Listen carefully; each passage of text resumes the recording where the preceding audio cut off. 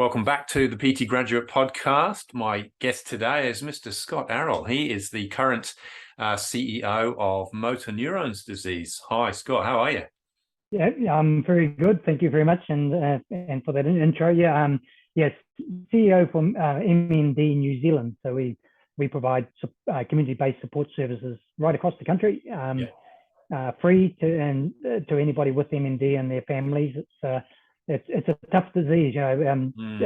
Many people refer to it as the bastard of diseases.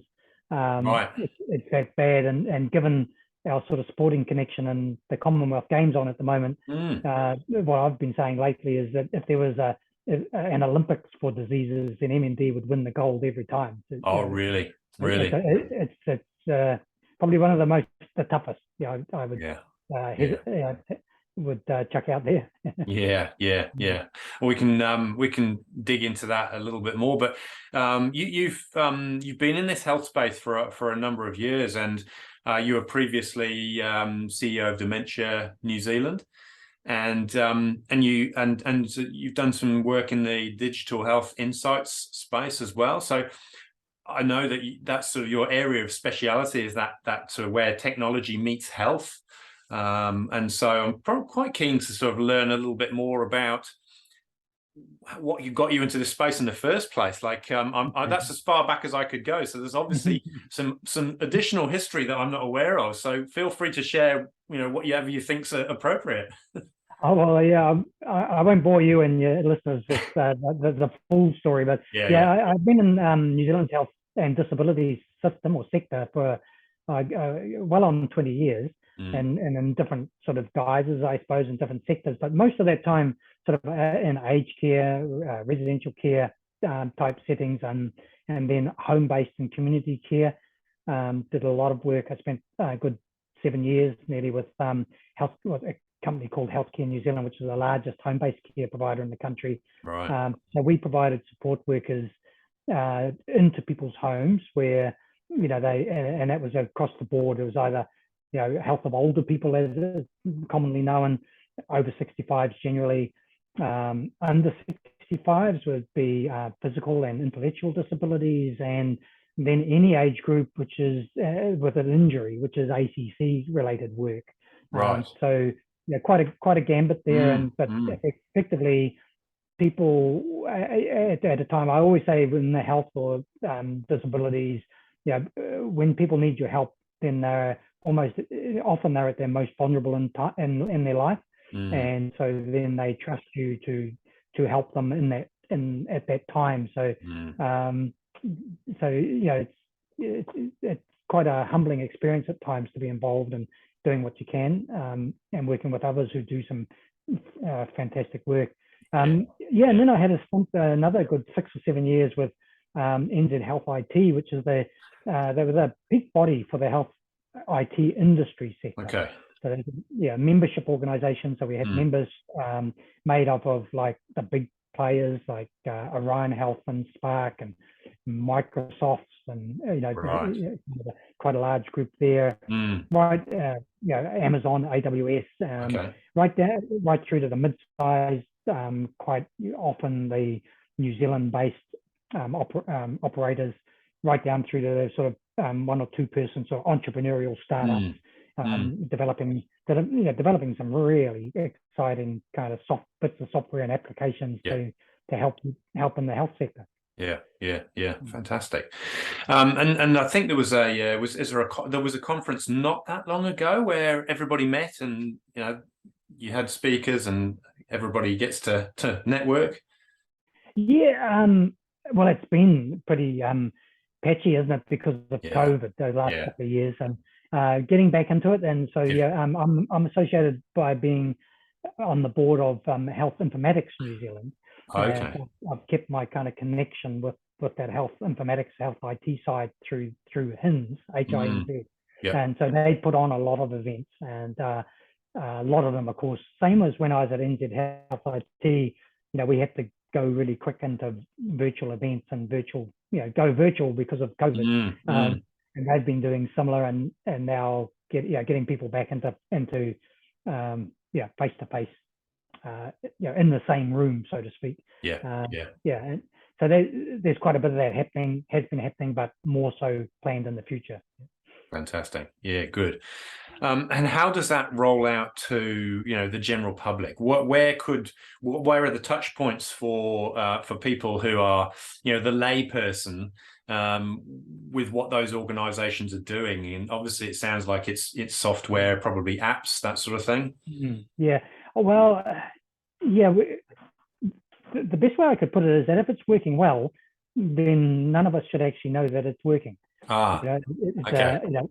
But there's a lot of work to be done to get to that stage. So you could be, at the moment, it just depends how connected you might be with your own health and the technology that you might use, to manage your health, or the technology that others use when they're helping you with your health. So, and like it could be with your GP or a doctor. Yep. A doctor has a GP practice, has a patient management system or a PS, and most now, not all, but most have a what they call a patient portal. There's some most common ones are like Manage My Health. That it's called Manage My Health, and but there's a number of others as well. And I know. So so you can be accessing some of your record, through your own portal that's actually managed by your GP. So, right. But you might not have a portal. Your doctor might have one, but you choose not to use it, or you don't know that they've got one.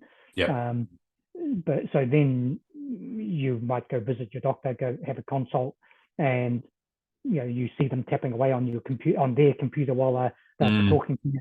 They're entering, at that very basic level, in a way, they're entering that health data they're getting from you, at that point. Increasingly, of course, and we know, us mad runners, don't we? That we've got our run watches, we've got our, some of us, not me, we've got our trackers and our shoes and all this sort of stuff, and kind of just depends how teched up you want to get. And then there's whether it's Garmin or Apple or any of those devices now, you've got your own portal, so to speak. Yes. That's capturing the data that you choose to capture, while you're exercising or during your daily life.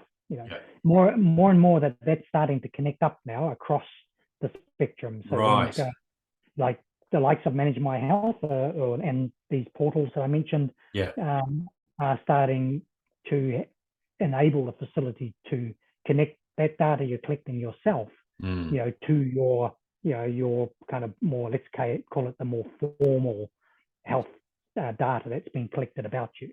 Yes.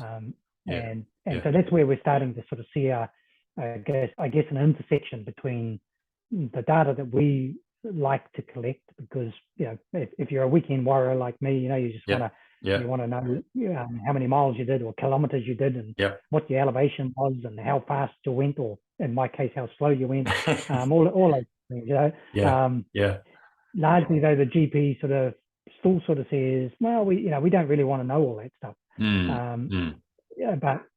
But the technology is developing in a way, particularly with the use of artificial intelligence and machine learning, so that we can actually start to enable our doctor or our health professionals, because it's not just about your GP, to access the data that they want to see. They choose not to see all of it because it's too much for them. But you can start now to enable that a sort of a subset of your data, to be viewed or used in one way or another. So that's very broad. It's very exciting, because for a very long time, it's been a hard road to hoe for the tech sector to kind of convince the health sector how much technology could do and can do.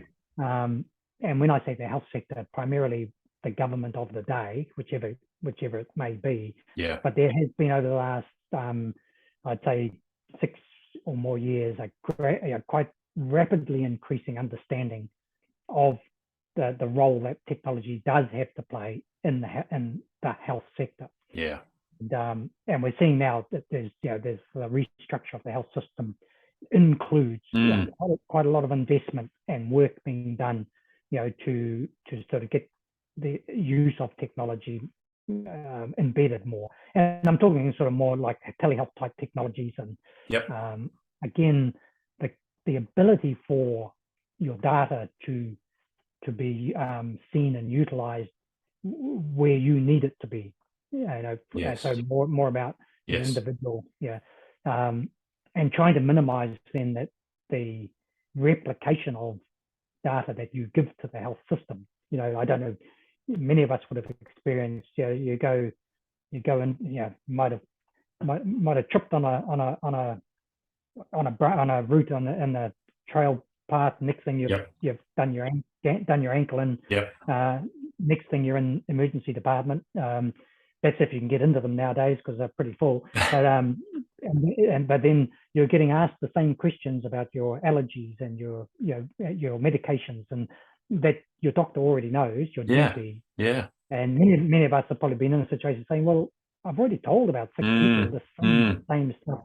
Well, that's quite soon actually going to not be the case, and that your data, your information will follow you where and can be used. And of course, you have implications around the protection of your data, the security of it, that side of thing. Again, a lot of work is being done to ensure that, if you do trust the system with your data, that trust is upheld and it's kept secure as well. But it's quite exciting. I could probably ramble on about this stuff for quite a while. The amazing thing that I found in that sector was, like in the provision of healthcare, people who, whether it's a doctor or a support worker or going into people's homes, anybody, they do amazing work. Every day it's incredible, and even more so now with the system being under so much pressure. But in the background, there's these technologists, these software people and IT people. They're just doing an amazing. They're doing things that you and I probably never imagined. And with software, basically zeros and ones. Creating some amazing stuff. Right through to, if you've heard of Soul Machines, which is created the digital human type technology. So it is getting to the stage, and some people get a bit freaked out by this, where you could be, we're looking at each other at the moment as well as talking, but I could be, you could be talking to an avatar of me. It's my digital me, not me. For example, and that's a little ways off, but it's not that far either. So that gets a bit scary, but the implications of it are also quite exciting to a degree, because I could, my digital me could be talking to you right now, and the real me is out doing a run, doing what I want and enjoy doing. That's a bit of a stretch, but imagine if you could just go for a run whenever you want, but your digital self is still doing the work for you. Oh, how good would that be? I'd never see my desk. But getting back to the real reality at the moment, I guess, is the implications of the use of greater use of machine learning, in a good way. So we're not talking about the kind of social media kind of manipulation of machine learning. We're talking about how we choose our data to be collected and used, and then the predictability of certain things happening if you do something. Right. And we're already getting that. So I don't know about you, but I've got a Garmin watch. So I don't know how accurate it is, but it tells me after a run, doesn't it, that my training's on track, or I'm overtraining, I'm undertraining. I get increasingly frustrated, because most of the time it tells me I'm unproductive. And I'm going, well, you don't get to tell me that. I've been busy. That's right. But I think we'll see, if we're talking about kind of our sport and exercise and so forth, that it's almost an unlimited, it's sort of it's hard to imagine where it could get to in a way. Yeah. Yeah. Uh, Yeah. as long as it's, the big thing though still comes back to who owns the data. Mm. And there's a big discussion has been going on for a while, and it's going to keep going on. Yeah. And I'm in the corner of, the data belongs to me, and Yeah. I get to choose what gets collected and how it's used. Yeah. And I'm probably very much at the extreme of that. Whereas you'll get within the health system, the health system itself might say, and does say in some situations, well, actually, we've collected data, so we own the data. Yeah. Or we are the custodian of your data. So we actually kind of control it, not you. But that's starting to change. And I suppose if there were two extreme corners of that, say like for me saying, well, it's mine, and I'll decide who gets to see it and use it. Through to the other end of the spectrum, where the system, so to speak, says, well, actually, we've collected it, so it's ours. I think it's starting to get, those extremes are less so. I think they're starting to get to a bit of a middle point. Yeah. Yeah. And yes, good.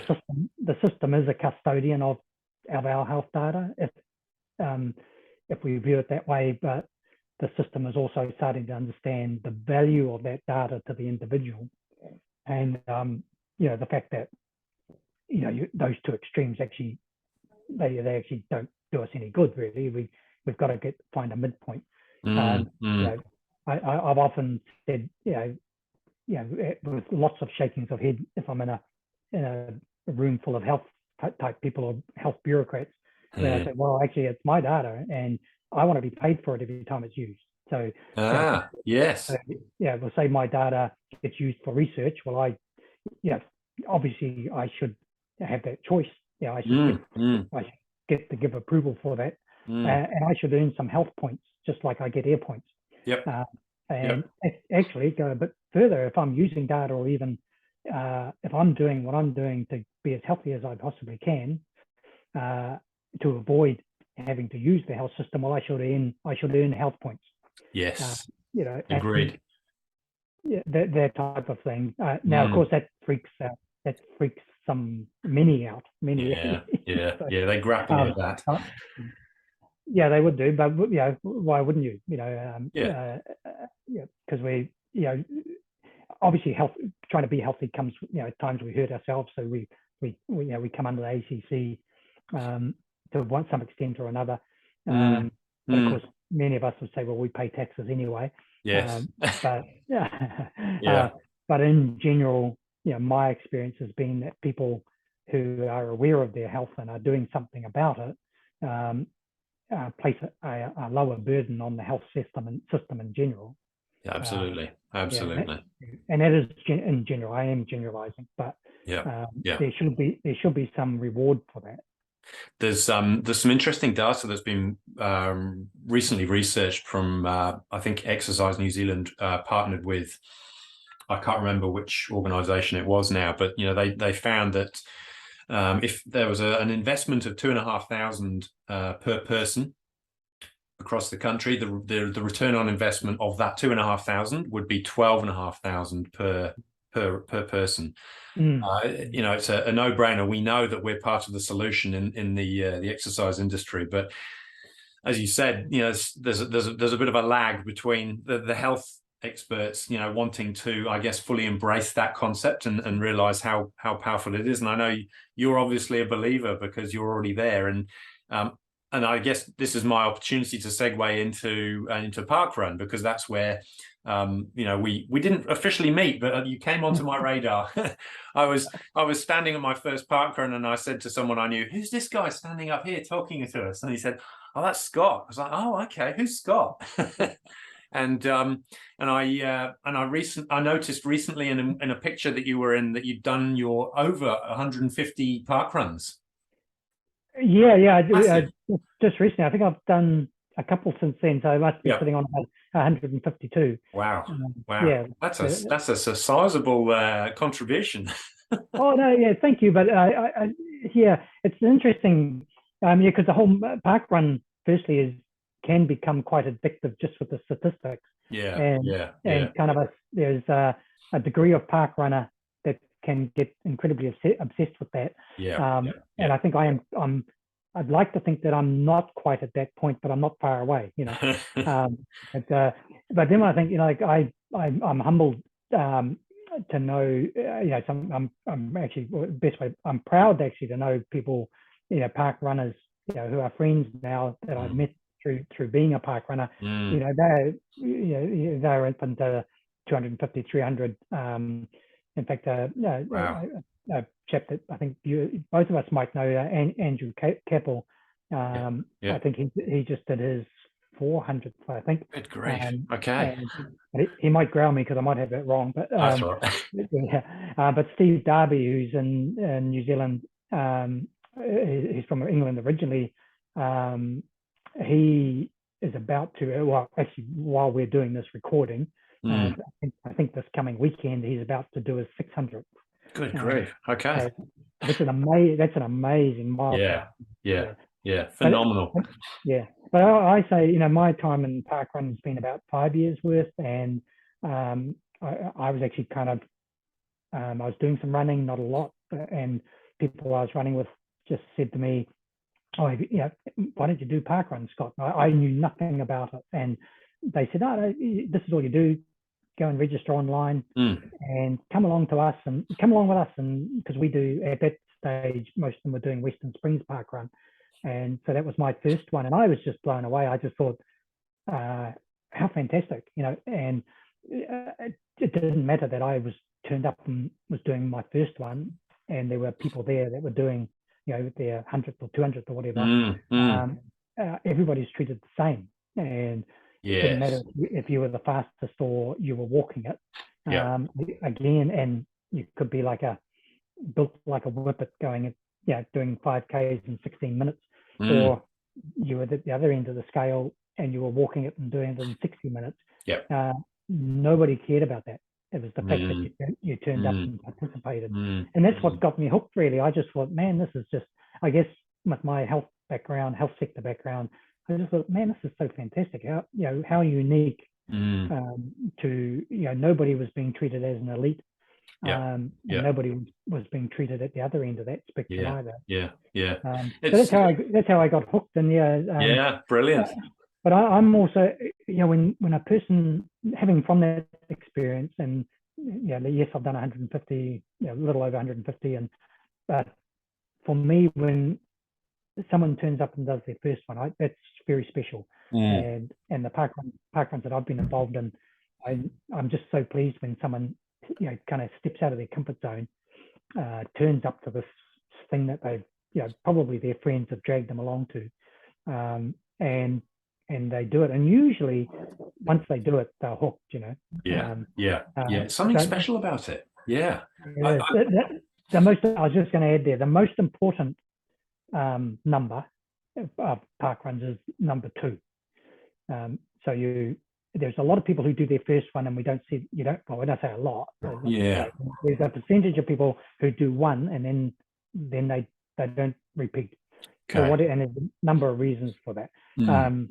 To me, once you've done number 2 and then into number 3, then you are pretty much hooked. You're going to keep coming back. It is special. I remember I think I'm guilty of being in that category, Scott.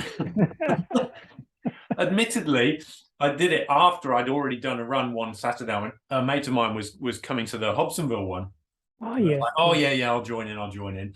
And I didn't really know much about it. And I think this was after we'd had a visitor from the UK who a family member who is a GP in Wales. She woke up on the Saturday morning and, "Oh, where's your local parkrun?" I went, "The what?" She said, "Where's your local parkrun?" And I said, and we had to look it up and went, "Oh, it's literally just over the bridge in Hobsonville." And that kind of put it on my radar. I was oh, okay, I should probably go and check this out. And then I did, and I have to admit I haven't been back since, but that's not because I didn't enjoy it. I've heard parkrun be described as more of a social movement rather than a physical event.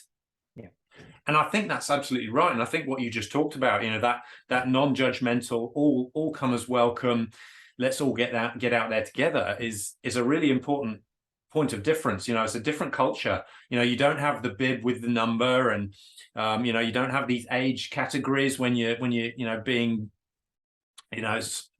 checked in and checked out. It's just you've got your barcode, and it is what it is. And it's just a fantastic opportunity to join another community of people who enjoy movement, getting outside, and I think that's great from people like my point of view, who may have clients who need to do more than they are already doing throughout their week, and a great way of tapping into a community like you did, and you had people that got you involved because they were already doing it, and the same can go, it's you sort of pay it forward.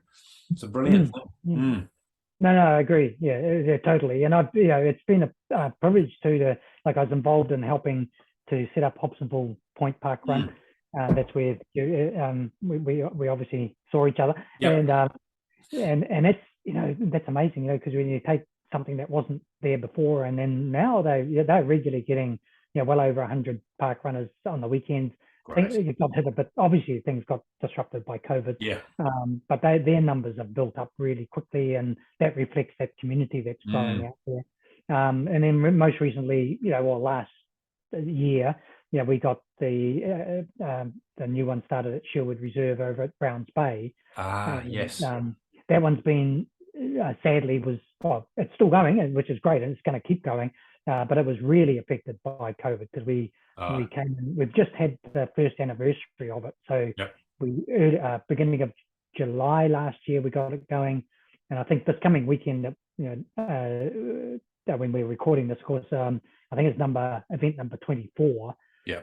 It's been disrupted by so much. Normally after 12 months you'd be getting close to event sort of 48 or something like that. Right. Yeah. So we're about 50% under I guess less because we just couldn't do them during COVID times. Sure. Yeah. And then we had to do a course change earlier this year when we did start to get back into it, because the council were going to build a building in the middle of part of our course, so we had to make a change. Hey, but anyway, for me it's actually, and now actually over the last few weeks, even with sort of the weather that we've been having, regularly getting upwards of 60 people coming every Saturday morning. Brilliant. And that's usually what happens with a new park run.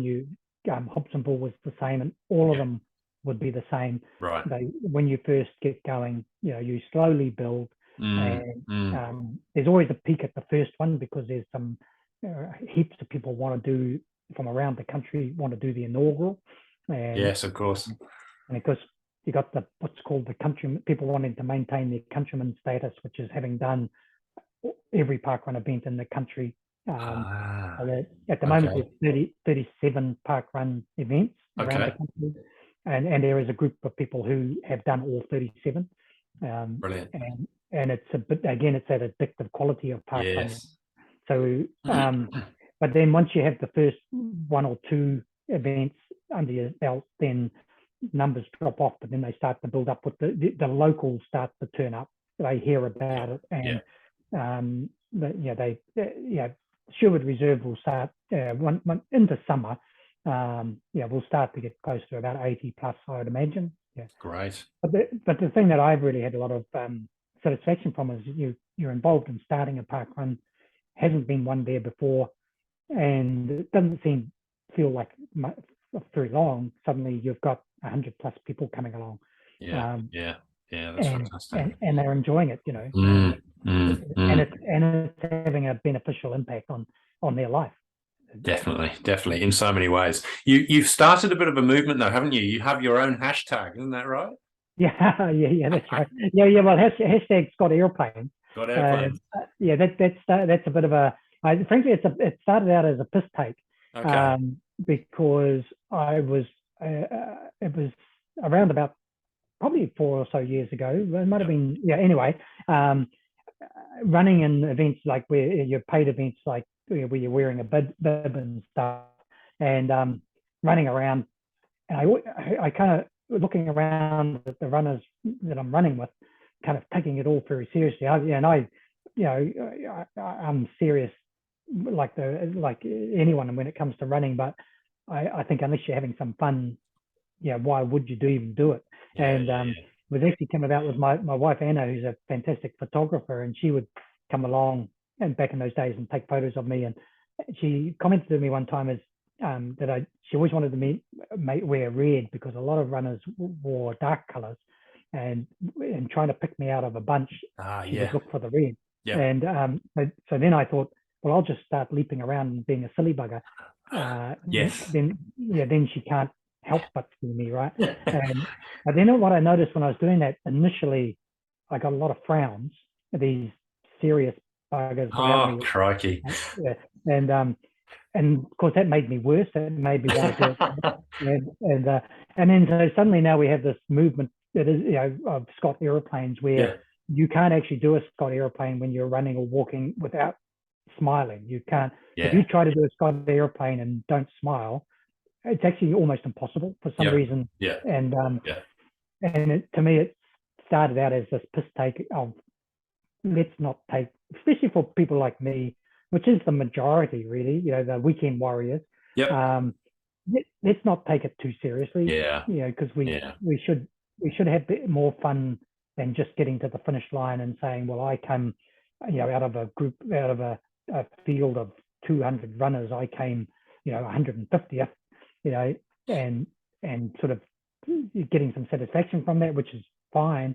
Let's have a bit of fun along the way. And there's a lot of people that do Scott aeroplanes, and we've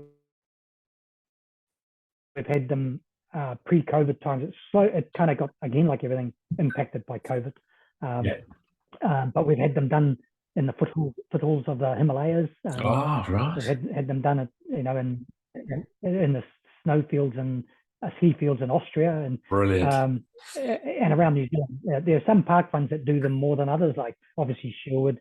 There's a handful of dedicated Scott aeroplaners out at Hobsonville Point. I think sometimes run directors might grimace when they see me turn up at their park run, because then they go, oh they know what's coming. That's right. And but I've done 31 of the 37 events around the country, and I want to be a countryman at some point. Right. The problem now is there's more starting quite regularly, so we're it won't be long and we'll have close to 40 or even 40 plus around the country, which is great. But of course you fall back on how many you get to do.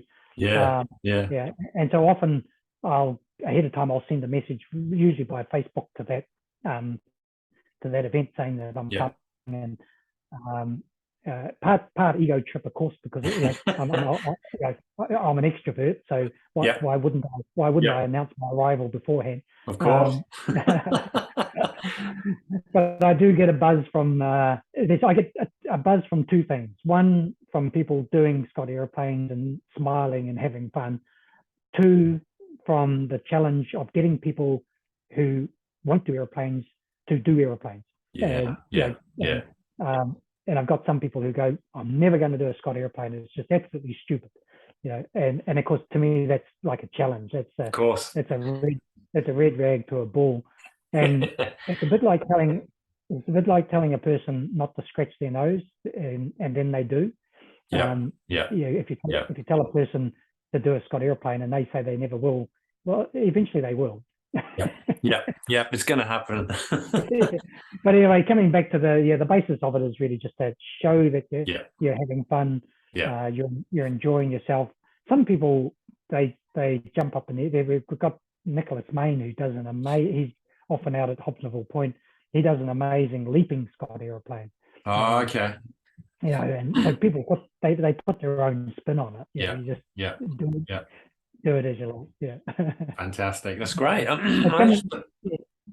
But coming back to parkrun, I think, and talking about what we were with the health system, what I have seen in myself, but also in so many others, where they, quite often they turn up the parkrun, they're not the healthiest, and so in terms of health or even mental health and the socializing aspect of parkrun, I have seen people physically and mentally change by participating in parkrun. And so, Right. I'm an absolute advocate for parkrun. I think nobody's pressured to do it. No, when you turn up, you're under no pressure whatsoever.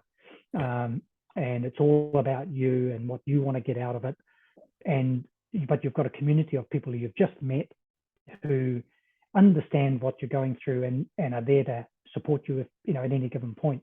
And I think it's fabulous. I think people have shared with me stories about their fight with depression and how going to parkrun has helped with that, and their kind of shyness, which is kind of led to their depression.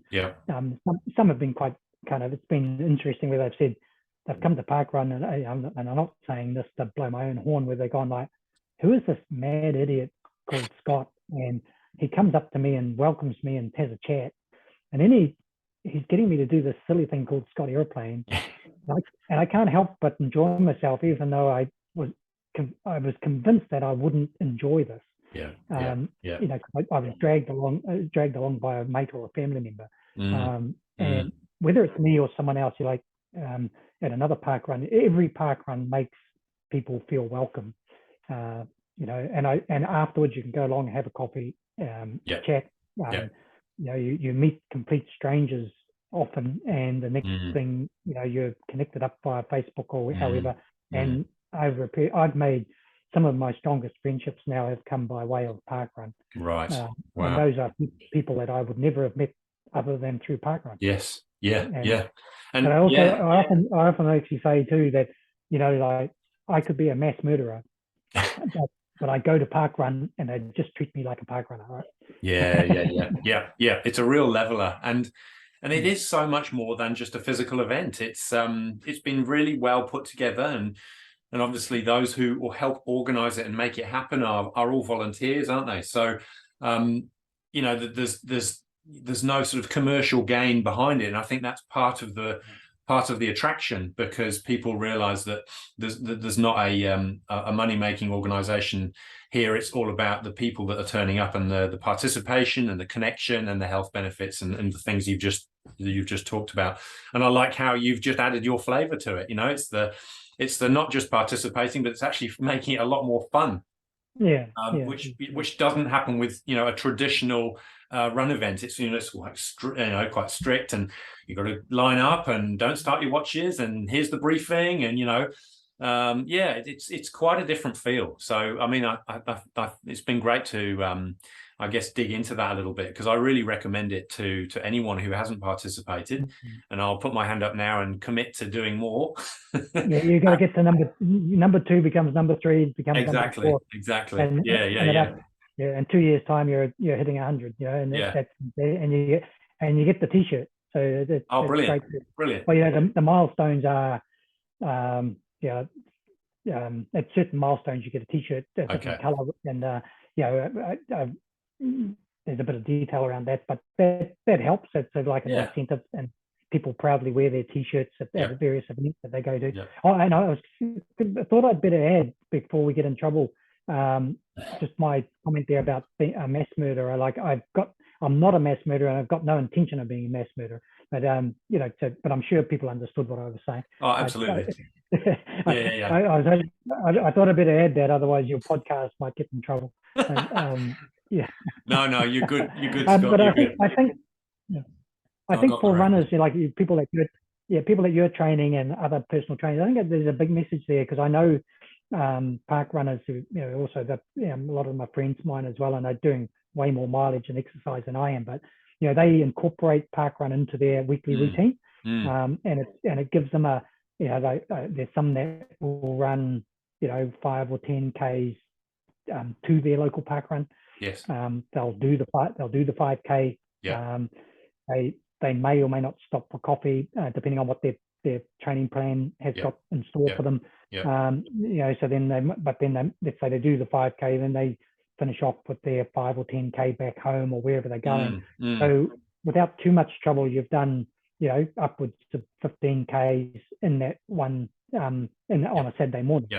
But you've included a park run, which gives you a bit of a variation. and you get to see your mates as well, and you know, rather than just pounding the streets all by yourself. Exactly. Yeah, that's right. And you get that race feel as well. So if you are building up for an event which has more than one person in it, then you get that opportunity to, you know, take care where you're putting your feet and not knocking people out the way. And yeah, I think it's a really good opportunity for people in the fitness industry to, you know, potentially tap into another network as well. I'm not saying go start handing out business cards, but, you know, a great way of getting to know more people who are active or want to get active, and potentially being there to support them if, you know, you make a good connection with somebody who says, well, actually, I could do with some help with XYZ to help my running, and, you know, away you go. Yeah. Yeah, and it does happen. And I think that's, yeah, so I do know some runners who won't do parkrun because it doesn't kind of fit with their training schedule. Right. But yeah, and that's fine. It's an individual thing. Yeah. But I probably know more who do incorporate it and get the benefit from that. So it's really good. And I think then broader, coming back to the health system, it is a frustration for me that even in the health and sport, so where we've got, you know, the health structure, the health entities, and the Ministry of Health and so on, because we're going through a restructure of the system, so things are changing. Then we've got the sport NZs of the world and the local sporting trusts, you know, the regional sporting trusts. Like in my area, it's a Harbour Sport, and there's Waikato Sport and all those. So, I am very frustrated that they are largely ignoring parkrun, and I have tried, and there seems to be what I would call a bureaucratic thing about, well, yes, there's this thing that happens on a Saturday morning. It's almost like they can't understand that something like this movement, which attracts every Saturday morning thousands of runners and hundreds of volunteers, can, you know, kind of happens. It's almost like, how could that be possible that this could happen? You know, it's like, and it's free, and numbers grow, they don't diminish.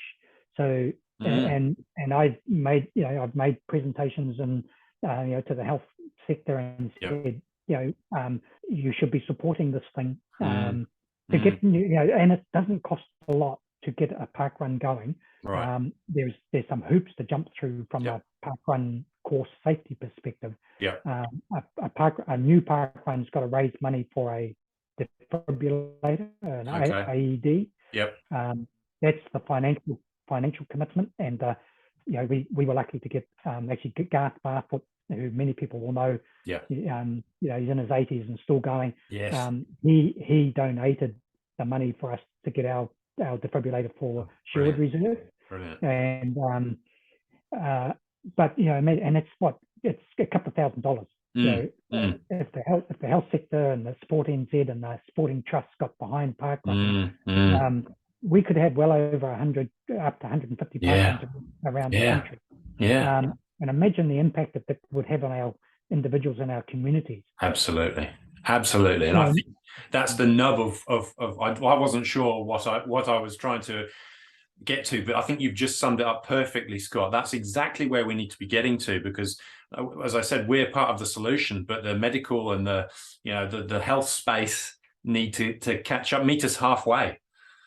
Easily. Well, you know, like for you know, the millions of dollars that are spent, and in some cases the millions of dollars that are wasted. You know, to get to, you know, $100,000 invested in defibrillators for new parkruns in New Zealand would have an immense impact. And so I'm a disciple about all this stuff anyway.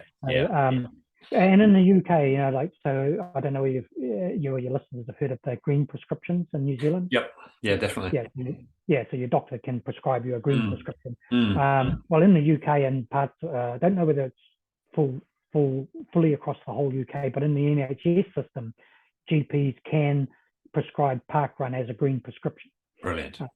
Now we've got to have that in New Zealand. It's just, to me, is an absolute no-brainer. But I've tried. And I've been knocked back. I think I'm not going to give up, but I think we've got to have more of us singing from the same tune. talk to your local MPs about parkrun. My call to action to people listening to this would be, make sure that decision makers, whether they're an MP that's in government now or an MP that's going to be in government in the future, make sure they know about parkrun and drag them along to your local parkrun. There's a couple of MPs that I know, politicians in government now, or in Parliament. I don't know whether they're in the current government or they might be in opposition, that do parkrun. Great. And they know what parkrun's about. But we've got to have more politicians knowing what parkrun is, what it is, and the benefits it provides. Definitely. And how little investment is required, to get more parkruns up and running around the country. For a little country like New Zealand that prides itself, so-called prides itself on how sporting we are, frankly, to have by now, like Cornwall Park just had its 10th anniversary, and I think Lower Hutt was the first one, and they might have had recently their 11th or 12th anniversary. So let's say parkrun's been going in New Zealand for about 12 years. Well, my kind of view is to have by now, after 12 years, have 47 parkruns. We're just it's just too. It's not enough. No. We should easily have 100 plus by now. Agreed. And we can do it. So there's my call to action. Brilliant. Let's you and me come back with another podcast, say in 2 years' time, and we could be celebrating the 100th parkrun event in New Zealand. That would be fantastic. Thank you. Yeah, good. And it is about participation, isn't it? I know that we're a country of sport watchers, not sport doers, where I think it's 48% of Kiwis don't do the recommended weekly amount. But if we had, as you say, if we had 100 parkruns, the opportunity for that participation would just be that much higher. No, absolutely. And we changed some of the stats. Yeah, and I actually think one of the things that the decision makers, I'll call them that I've talked about, whether it's in the health sector, mental health sector, in the sporting sector, so Sporting Z and the trusts around the country. I think because it costs so little to get one going, so dollar investment is low, passion investment is high. So local, you've got to have for a start, 2, 3, or a handful of local passionate volunteers that will get one going. And once it gets going, it gets a life of its own. But I think because the dollar investment is so low, they can't understand it. And because they have other sports rocking up wanting hundreds of thousands. So doesn't make sense. Doesn't fit with their paradigm. No. And I just think we've got to somehow break through that and say, actually, local volunteers going out, rattling tins on street corners trying to raise $2,000 for a defibrillator. That's not what they should be doing. They should be freed up just to get a parkrun going. But there are some hoops to jump through, quite understandably, with parkrun itself, because a course has got to meet certain safety requirements. So if you find not every park is going to be suitable for a parkrun, but once you find a course and it meets the criteria, and you jump through a few hoops, then it's not too difficult. But you've got to get a parkrun going, you've got to be very resilient. And in some cases, from identifying a potential course through to getting one going can take a year or so. But that's okay, because good things take time, right? Absolutely. We just need a few more of those good things. Yeah, that's right. So anyway, that's Brilliant. I'm passionate about it. I think absolutely. We can make a difference with parkrun and to our society. And there are areas that absolutely need parkruns. There's where there's high health need. There's high deprivation, there's high low socioeconomic situations going on. They would actually, those areas, those communities would thrive on parkruns in their area. Absolutely. We've got individuals in certain around the country who are doing some fantastic work. If they could tap into a parkrun with their communities, it would add to what they're doing. Yeah, And absolutely would. we need to get, I don't know whether he listens to your podcast, but we need to get John Coohan along to a park run. Yes. And get him talking to the mental health community. John Coohan, Mike King, those sort of people, they should be advocating for park run. Yeah, Dave Latelli as well. Just people who have got a bit of influence because they've been chipping away at this thing for a while. You're absolutely right. Yeah, and we've got to break it down because sorry, I'll talk forever too, by the way. But that's a very good point because I've had like culturally, park run in New Zealand. We've got to do our part two here around being even more inclusive. We already are. Like we pride ourselves on being inclusive. Doesn't matter who you are and what you look like. You come along and we'll treat you all the same. But we're not attracting certain parts of our society. And I think we can do far more to do that. I don't have the solution to it, but I think we need to do that. There's another challenge from me. I know, that's it. All your listeners are going to be saying, why did Rich get this idiot on? All he's doing is telling us to do stuff. I know, but I think you're right, so Scott. Those are the challenges, right? Those are the things that there is somewhere there's a solution to all of those challenges and problems, but we need to put our heads to it and we need to try and come up with a collective solution. And I don't think the government's put enough time into that and asked enough people like yourself going, right, what do we do? We're struggling. Things are going the wrong way. I agree. Well, all of us that have, should be turning up to, again, let's put pressure on our local members of parliament. That's the best way. Ask, like next year we've got election year. True. And the electioneering starts early next year, so around February. It doesn't just start when they go into their campaign mode. So we should be turning up to our local MPs and saying, have you got in your portfolio that you will start a park run in your local area? And if not, why not? Yes, absolutely. And start putting pressure on them and say, well, I can't tell people who to vote for, but say basically, well, if you are going to help us to start a park run, then you get my vote. It's not that simple because we come into ideology, but because there's some politicians I wouldn't vote for even if they started 100 park runs. Fair enough. That's a personal point of view. Yeah. But let's do that. Why don't we do that? There's thousands of us doing park run every Saturday. Go put the asset on your local MP. Yeah, absolutely. Yeah, that's good. A great list of things for us to do, but some really important things. I think, if we believe strongly enough in this stuff and, we're practitioners like myself, that's the stuff that we should also be doing, not just helping one person at a time, but how can we think bigger? I think that's a really good point. Yeah, I agree. And then finally, I'd say if I can, I know you want to wrap this up, but and believing this a little bit controversially is basically, front up to your local sporting trust, and whether it's Southland Sport or actually Southland Sport are pretty good, whether it's wherever, Harbour Sport, Waikato Sport, wherever.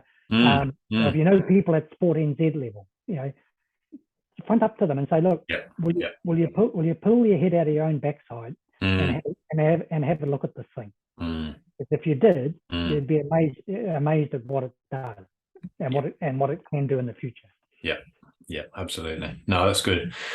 Thank you, Scott. I really appreciate your time. It's been a fantastic discussion, and I know you're a busy man, so I really appreciate the time you've given to me and the podcast. And I think you're right. We probably should plan to, if I'm still doing this, we'll come back in a year or two and review those park run numbers and see whether it's shifting in the right direction. Yeah, right. Yeah, cool. I've actually had a thought while we were talking. We should start up a park run political party. And run for election, and our manifesto will be one thing, right? It'll be that New Zealand is covered in park runs. Yes, it's not a bad one. They've had worse, haven't they? Yeah, that's right. We might do some other stuff like run the country along the way, but the most important thing is park run, right? Yeah, the emphasis on run. Yes. Well, Awesome. All right. Thanks, Scott, and speak soon, maybe. Thank you. No, thanks for your time, and I hope your Thanks. listeners enjoyed hearing my rants. Absolutely. Thanks, Scott. Okay, Bye. good night. See ya. Bye.